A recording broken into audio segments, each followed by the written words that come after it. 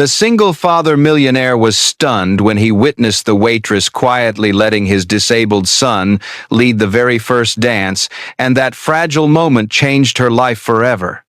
An unexpected silence blanketed the most luxurious restaurant on Newport Bay, so heavy it felt almost tangible. Conversations broke off mid-sentence. The faint echoes of laughter vanished. Forks and knives froze in mid-air, suspended before lips, as dozens of eyes turned toward the small empty space between two rows of immaculate white tablecloths. There stood 9-year-old Nathan Hayes, thin and fragile in an oversized child's suit, trembling as he rose. His legs were bound in gleaming metal braces, the joints clicking with each movement. His face flushed red, yet his small hand remained raised, reaching toward an ordinary waitress who stood frozen under the weight of the room's attention. Clara Evans, 27, had nothing remarkable about her. Her hair tied neatly back, a simple black uniform. In 5 years working at the restaurant, she had mastered the art of invisibility, pouring wine, clearing plates, gliding quietly so as never to intrude upon the lavish world of patrons whose single handkerchief cost more than her month's wages. But tonight, the boy's eyes clung to her, his trembling hand an unspoken invitation, and Clara felt the entire room holding its breath, awaiting her decision. The piano from the live ensemble swelled gently, as slow as Nathan's heartbeat. In that moment, he was no longer a timid child, but a boy mustering every ounce of courage left to shatter the invisible wall that had confined him for the past 2 years. "Sir, please have your son sit down." The cold voice of the restaurant manager sliced through the tension. He leaned toward the central table, eyes sharp as he glanced at the boy. "Mr. Hayes, this is highly improper. This is not a ballroom. Our staff are not here for entertainment." Benjamin Hayes, real estate magnate and owner of dozens of oceanfront properties, swallowed hard. He was not accustomed to being corrected, much less with an entire room staring at him. Yet this time it was his son, not himself, at the center of attention. It was the first public dinner he had taken Nathan to since the tragic accident that stole his wife's life and left his son's legs forever changed. He had hesitated for months before making this decision, and now, with all eyes upon him, Benjamin was seized by the fear that he had made an irreparable mistake. He spoke softly but firmly. "Nathan, sit down." But the boy did not move.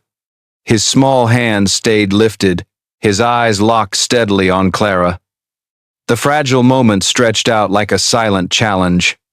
Clara stood rooted, her gaze flicking briefly to the manager, then to Benjamin. Her heart pounded. Every fiber of her body warned her that stepping forward meant risking everything. Her job, her meager income, perhaps even the respect of her co-workers. But there was something in the boy's eyes that she could not turn away from.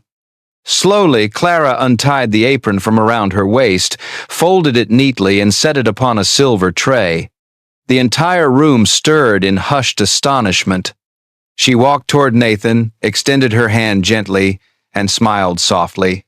"I can't dance while still wearing an apron." Benjamin froze.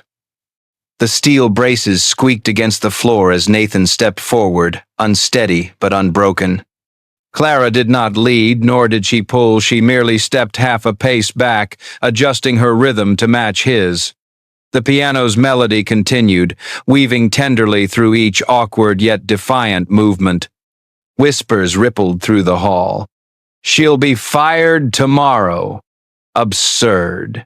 Yet to Nathan there was no shame left. Fear dissolved, replaced by a radiant light across his young face. For the first time in 2 years, he was leading and being led. Benjamin's chest tightened. His heart trembled like a taut string, recalling the image of his late wife guiding Nathan's first steps in their living room, her laughter echoing. It's not perfection that matters, but connection. And now, A stranger was awakening that very truth he had forgotten. When the brief dance ended, Clara bowed slightly, as though to a young gentleman. Nathan beamed, smiling in a way Benjamin thought he might never see again. Clara turned away, leaving behind a room steeped in silence, while Benjamin sat motionless. He realized that this fragile moment would echo longer than any million-dollar contract. And deep within, a quiet question stirred. Could this invisible woman hold the key to awakening his son's spirit? So, my dear viewers, stay tuned for the story that will leave you in awe. Take a moment to like this video and subscribe, but only if you truly resonate with what I'm sharing. And leave a comment below telling me where you're watching from and what time it is for you right now.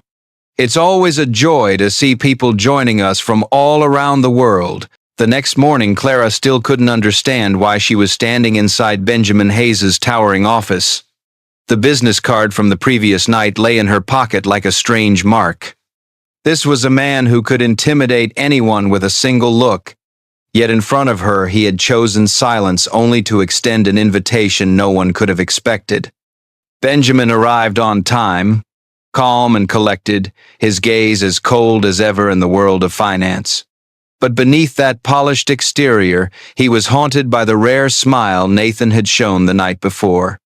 For 2 years, he had taken his son from one doctor to another, through countless specialists, only to see forced, mechanical steps.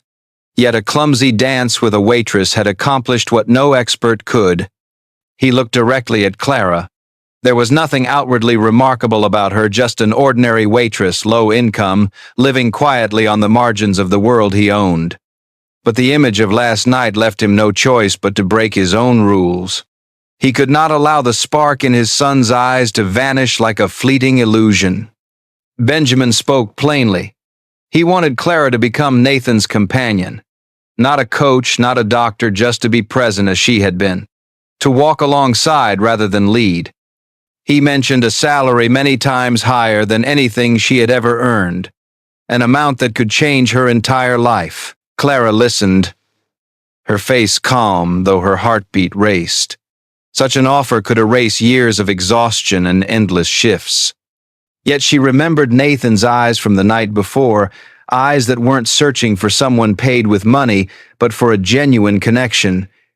If she accepted only for the paycheck, the meaning would vanish. Her reply came slowly. Not a direct refusal, but by placing an old business card on the table in front of him. On it were just 2 words: Freedom Steps. A small dance therapy program for disabled children that she and her sister had created. The first sessions still ran each week for free, but most had been forgotten, starved of funding and of belief. Benjamin studied the card, his finger tapping lightly against the wooden table. Inside him was a familiar conflict.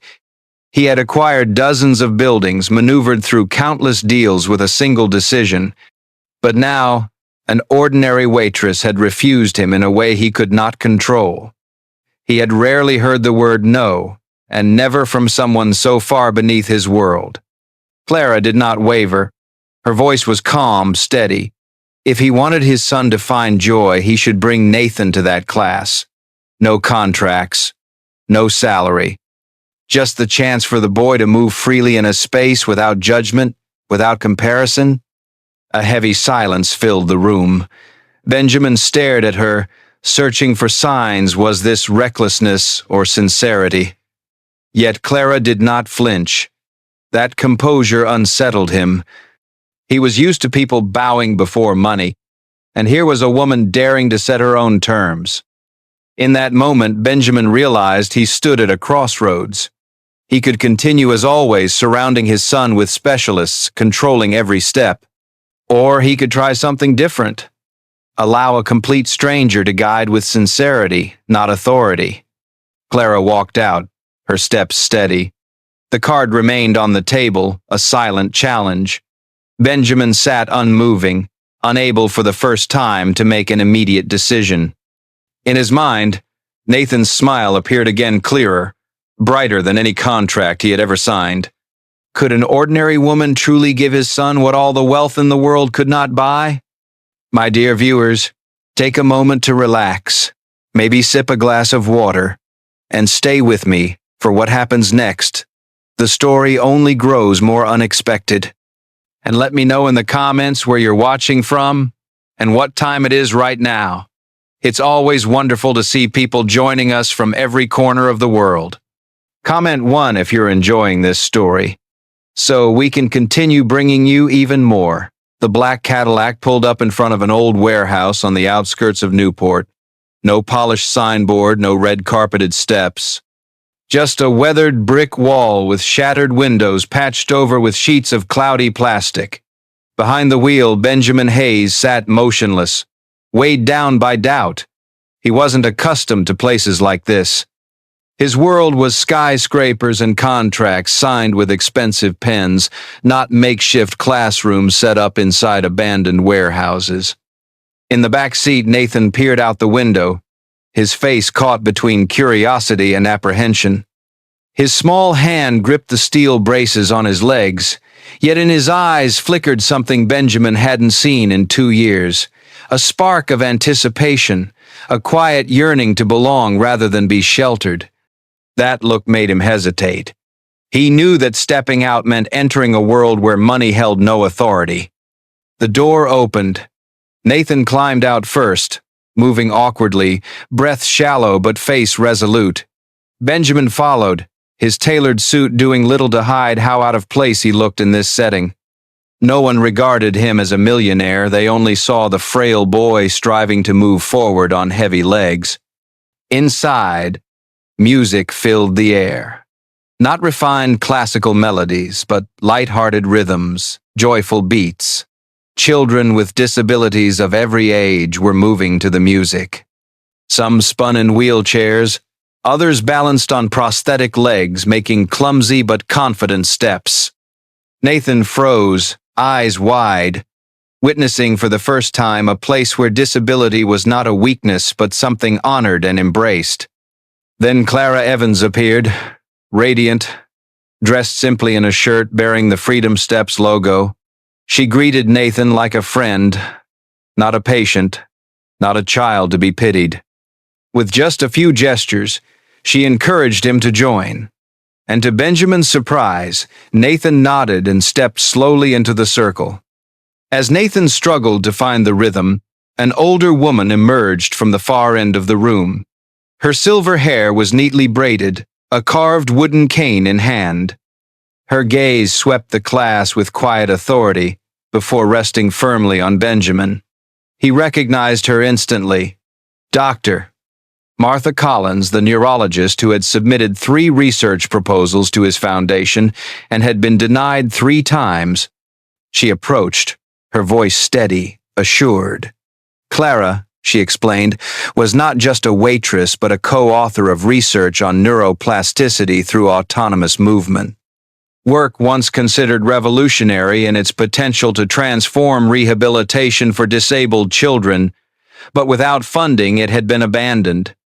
Now Clara and her sister sustained it themselves, keeping Freedom Steps alive, a program that was both a class and a living experiment for this method. Benjamin stood speechless. The woman he had thought invisible, a mere restaurant worker, carried within her a mission. That dance in the restaurant hadn't been impulsive, it had been a living embodiment of a theory he had dismissed. A theory not built on power or wealth, but on the belief that every child deserves the freedom to move. While he reeled, Nathan had already merged into the group. He copied a boy with a prosthetic leg turning in place, clumsy but determined. And for the first time since the accident, Benjamin didn't see his son being guided, corrected, or controlled. He saw a boy discovering his own rhythm. He turned to Clara. She wasn't watching him, her eyes were fixed on Nathan, brimming with belief. And in that instant, Benjamin realized he had stepped into a new battle, not with rivals in the boardroom, but with his own pride. His true adversary was the truth he had once refused to face. So now the question lingered. When a millionaire is forced to confront his own mistakes, Will he continue to deny them, or will he choose to walk the path a so-called ordinary woman had already begun to carve? The music continued to play steadily through the room, but no one paid attention to the rhythm anymore. Every gaze was fixed on the frail boy standing in the center of the circle. Nathan gripped the steel braces tight, his shoulders trembling with each breath. The children around him paused, watching in silence, as if they too sensed that something important was about to happen. At the far end of the room, Benjamin Hayes's heart pounded. He was used to seeing his son attempt to walk inside sterile therapy rooms, with professional hands holding him up and correcting every motion. But never before had he seen Nathan's face so focused. Not reluctant, not fearful, this was determination rising from within, as if the boy wanted to prove something greater than the weakness of his own legs. Nathan bent down slightly and unclasped one of the braces. The screech of metal made Benjamin flinch. He started forward, ready to intervene. But Clara raised her hand, her steady eyes sending an unspoken message. Let him try. The room fell into silence. Nathan tightened his grip on the remaining crutch, his bare foot touching the floor. His small frame wobbled, then steadied. 1 second. 2. Beads of sweat appeared on his forehead, but in those bright eyes there was no trace of fear, only absolute focus. He lifted his foot, trembling, every muscle strained, his body threatening to topple forward. Then the foot landed on the floor, imperfect, ungraceful, but whole and powerful. A step on his own, the very first since the accident. The room erupted. Children cheered, applause thundered like a storm. A girl in a wheelchair threw her hands up high as if cheering on an athlete. Clara smiled softly, eyes glistening. And Benjamin, the man who had always kept a composed, cold exterior, felt tears spill down his cheeks. He no longer saw his son as a burden to shield, but as a small warrior rewriting his own story. In his mind, memories of his late wife surged back. She had dreamed of the day Nathan would walk on his own, had always believed he would find strength within himself. Benjamin had forgotten that belief, replacing it with numbers, contracts, doctors, and devices. But today, one trembling step had proven that some things cannot be bought with money, they can only be reached through faith. Cameras flashed as a few reporters captured the moment. Benjamin realized he now faced a new choice: to deny it all, turning away to protect his powerful pride, or to accept that this change had begun not with him, but with an ordinary woman and with the courage of his own son.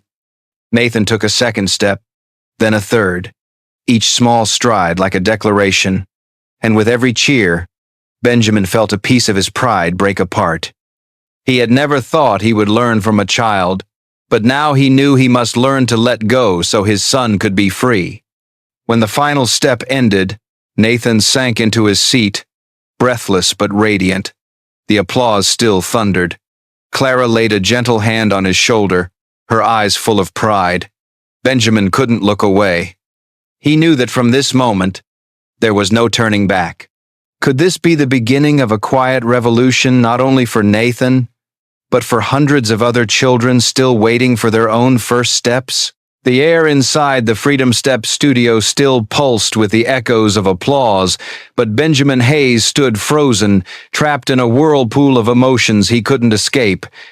He had just witnessed his son take his very first steps, and it felt as though his entire world had collapsed and been reborn within that single moment. Yet, the silence didn't last. The door burst open, and a rush of reporters flooded in, carrying with them blinding flashes and a storm of rapid-fire questions. Benjamin understood instantly. A private moment had become public. There was no way to avoid it, only to face it head-on. Cameras snapped images of Nathan, his face still glowing with triumph beside Clara, and those same lenses turned toward Benjamin, waiting for his reaction. To the press, this wasn't just a boy's first step. It was evidence of a deeper truth. The Hayes Foundation had rejected Freedom Steps not once, but 3 times. A voice cut through the air, sharp and cold. "Mr. Hayes, is it true your foundation denied Freedom Steps' proposals? Are you here today to reverse that decision?" For a split second, Benjamin considered denying it. He could spin the story, redirect it, turn it into something else entirely. He had done that dozens of times before, in business deals worth hundreds of millions. But then he looked at his son, his flushed face still shining from effort, his eyes alight with pride. And he knew, if he turned away again, he would lose not only Nathan's trust, but also his own chance at redemption. Benjamin drew in a deep breath. His voice, rough but clear, carried through the room. He admitted his mistake. He admitted he had dismissed a project of true value. And right there, in front of the press, he pledged to fund Freedom Steps entirely for the next 5 years, and to build a permanent rehabilitation center based on the methods pioneered by Clara Evans and Dr. Martha Collins.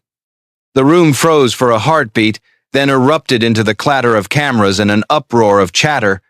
The shock was palpable, even on the faces of the Freedom Steps founders themselves. But for Benjamin, this wasn't political theater. This was the first time he had ever chosen humility, chosen to admit, publicly, that he had been wrong. Clara stood still, her expression unreadable. Yet in her eyes flickered a quiet relief, as though, at last, the truth had been acknowledged. Benjamin met her gaze not as a man of power, but as a father who owed her more than words could say. In the crowd, Nathan kept smiling, seemingly unbothered by the flashbulbs or the chaos around him. All he knew was that his father was no longer hiding, no longer running. And in his son's eyes, Benjamin found the acceptance he had been longing for during the past 2 years. The news spread like wildfire. By evening, the name Freedom Steps appeared on the front pages of countless papers. No longer just a small program in a rundown warehouse, it had become a symbol of hope. And Benjamin Hayes, once known only as a real estate mogul, now stood in an entirely new light, a public figure of change, not for his business triumphs, but for a single, simple confession. As the room gradually settled, Benjamin remained standing, his legs heavy beneath him. He had just relinquished the familiar comfort of power to place it in the hands of a program he had once rejected. But strangely, instead of fear, he felt relief. For the first time, he wasn't fighting to win for himself. He was fighting to open doors for his son and for countless other children. And deep within, a question arose not only for him, but for everyone who witnessed that moment. What might happen if one small admission could open the door for hundreds of children to reclaim their very first steps?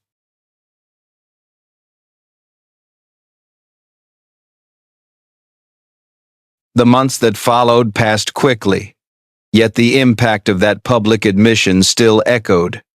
On a vast plot of land in the outskirts of Newport, once nothing but an abandoned lot, the roar of bulldozers, drills, and clashing metal now filled the air. This was not another luxury real estate development, but a project Benjamin Hayes had never imagined in his career, the new Freedom Steps Center, where every brick and every pane of glass was laid down in service of children like Nathan. Benjamin was often present at the construction site, not to supervise timelines in the way he once had, but to listen. He watched architects sit alongside Clara and Dr. Collins, sketching out spaces not by commercial standards but by the needs of children. Doorways were made wide enough for wheelchairs, training rooms were built with glass walls to let natural light flood in, and the floors were designed with flexibility to soften the impact for fragile legs. Every detail reflected a new philosophy. This place was not only for healing bodies, but for nurturing confidence. Clara, once an invisible waitress in a restaurant, now walked with a calm self-assurance. She wasn't overwhelmed by the cameras or the sudden attention. Instead, she stayed focused on turning each small idea into reality. Benjamin realized it was precisely this quiet determination that had earned everyone's trust. And for the first time, he saw himself not as the one in control, but simply as someone contributing.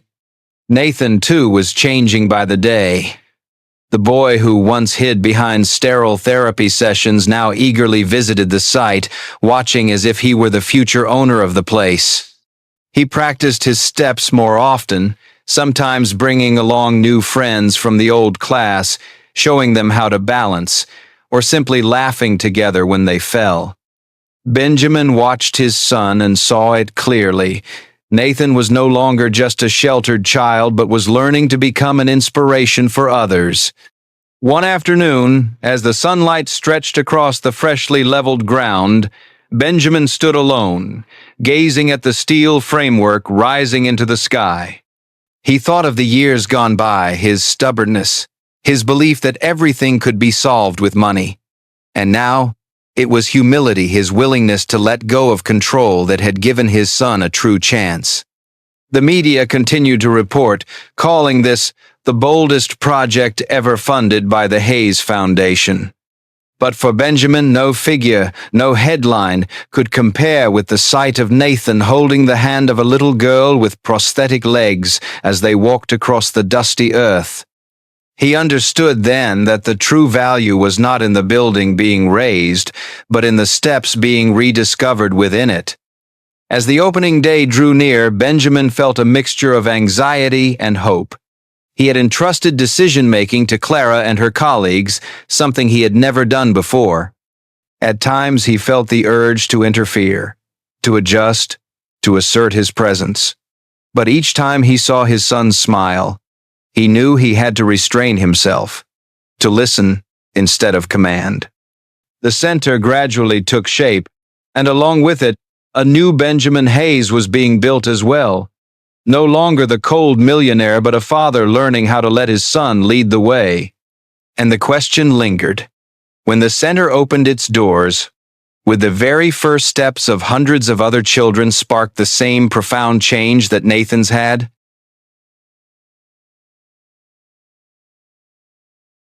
Opening day arrived, and the Newport sky was startlingly clear. Morning sunlight spilled across the wide glass panels of the new building, reflecting the images of hundreds of guests, families, and children crowding in front of the main entrance. The sign Freedom Steps Rehabilitation Center hung high above, not gilded, not ostentatious, but carrying the weight of 1,000 hopes. Benjamin Hayes stood at the back, watching the crowd stream inside. He had inaugurated many real estate projects before lavish ceremonies with champagne and fireworks, but never had his heart raced like it did today. This was not just another structure. It was a promise made real. Inside, the main hall was spacious and filled with natural light, its soaring ceiling giving room to breathe.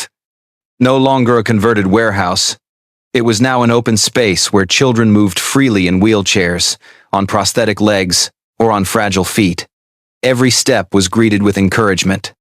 Photographs lined the hallways, telling the stories of each child's journey, a declaration that every effort was worthy of remembrance. Clara Evans walked among the crowd, no longer the invisible waitress she once was. Her face was calm, her eyes shining as she saw every detail completed exactly as she had hoped. A mirrored practice room so the children could watch their own progress. Cozy spaces for families to sit and share the journey, and artwork painted by the children themselves hung proudly on the walls. In that moment, she wasn't seeking recognition for herself, only the quiet joy of seeing a shared dream become reality. Nathan was the youngest performer in the opening ceremony. Now wearing only a light brace on his left leg, he stood on stage with 3 other children. The music began not a formal classical piece, but a lively, spirited melody. Nathan's steps were still clumsy, yet his face radiated confidence. He turned, holding the hand of a smaller girl to steady her. The hall fell silent for a few seconds, then erupted into applause. Benjamin watched, his vision blurring in the bright light. He no longer saw a disabled child, but a boy leading, inspiring others. The pride swelling in his chest didn't come from building an empire of towers, but from giving his son the chance to write his own story. When the microphone was passed to him, Benjamin stepped up to the podium. He didn't use the polished, lofty words that had filled his past openings. Instead, he spoke simply of the greatest lesson he had learned, that true leaders are not those who force others down the path they design, but those who have the courage to follow when someone shows them a better way. The crowd went silent. Many clasped hands tightly. A few tears fell quietly. After the ceremony, images of Freedom Steps spread quickly across the media. People spoke not only of a rehabilitation center but of a transformation in a man once considered cold and untouchable. Benjamin Hayes was no longer just a millionaire obsessed with power, but a father who had learned to bow his head so his son could lift his own high. As the crowd slowly dispersed, Benjamin turned to Clara. A quiet nod passed between them, carrying more weight than 1,000 words. They both knew this was only the beginning. An entire road still lay ahead where countless other steps would continue to be unlocked. The story of Benjamin, Nathan, and Clara reminds us that true strength is not found in absolute control, but in the ability to listen, to let go, and to allow others to lead the way. One small step can become a turning point that changes a life and may also ignite hope in hundreds of other hearts. If this story has touched you, leave a comment now, share your thoughts, and send it to someone who needs a little more faith. Don't forget to subscribe to join us in many more journeys of healing to come.